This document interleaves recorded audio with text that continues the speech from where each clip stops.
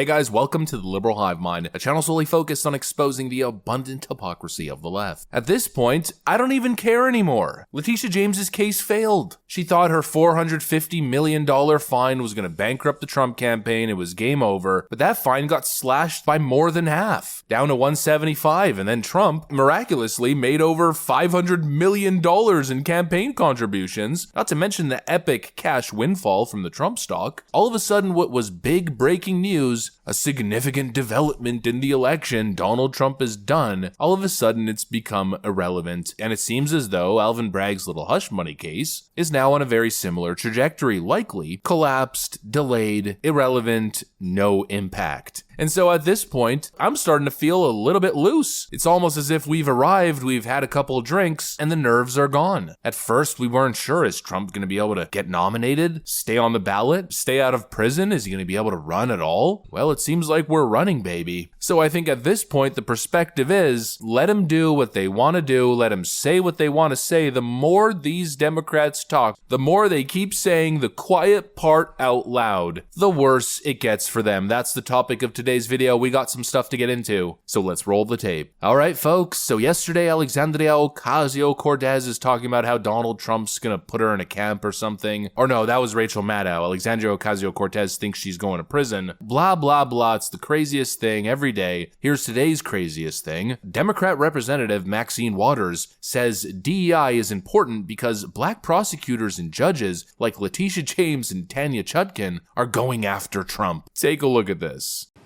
It's so important for us to fight for education, because when we do that, we can aspire to careers that will help change what goes on in this country and have a real democracy. I want to give you an example of it. Right now, as Trump is on trial, you have Letitia James in New York, you have Fannie Willis in Georgia, and you have Tanya Chutkan, who is a judge, who all have a role to play now, prosecutors and judges. And if we're ever to change the criminal justice system and get some justice, we've got to be in there. If we're ever to change the criminal justice system and get some justice, we've got to be in there. Yeah, what a fantastic argument. Criminal justice, we need criminal justice. Oh, why is that, Representative Maxine Waters? Is the problem that you believe the justice system is systematically racist? Locking up young minority lives disproportionately and unfairly, is that the problem? No, of course that's not the problem. We need to reform the justice system so we can throw people we don't like into prison like Donald Trump. Let him go on forever. Let these people talk. All they're doing is giving Donald Trump more and more ammunition. I mean, just think about it. We've seen how epic the ads have been. I mean, it's official. The verdict didn't have the impact that Joe Biden was hoping for. So now Trump's running with it and honestly turning the whole thing into a cinematic movie. Thank you for joining us here today. Earlier this afternoon, Donald Trump was arraigned by a Manhattan grand jury on 34 felony counts. This case is an abomination. You know, it's obviously political. 7 years to try to come up with this case. They're just wrong on the law.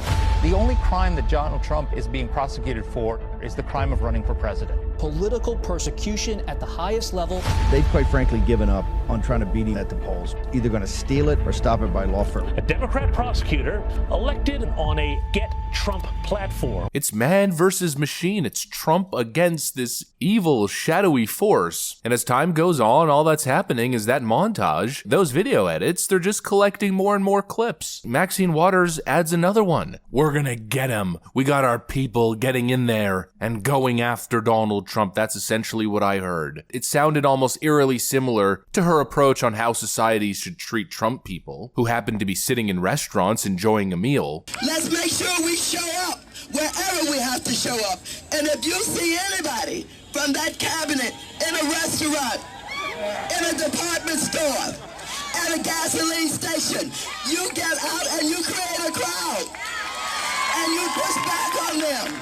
And you tell them they're not welcome anymore, anywhere. Well, now here's another Trump ad. All you gotta do is take some of these clips and put them together. As Trump is on trial, you have Letitia James in New York, Fannie Willis in Georgia, and you have Tanya Chunkin, who is a judge, who all have a role to play now. His days are numbered. His days are numbered.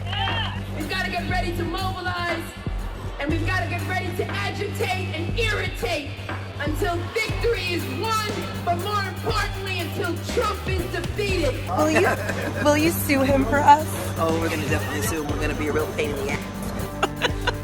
And by the way, he's doing it in the South Bronx not to make a point, but because he's got court. And the man practically has the legal version of an ankle bracelet around him, and he can't leave the 5 boroughs because he always has to be in court.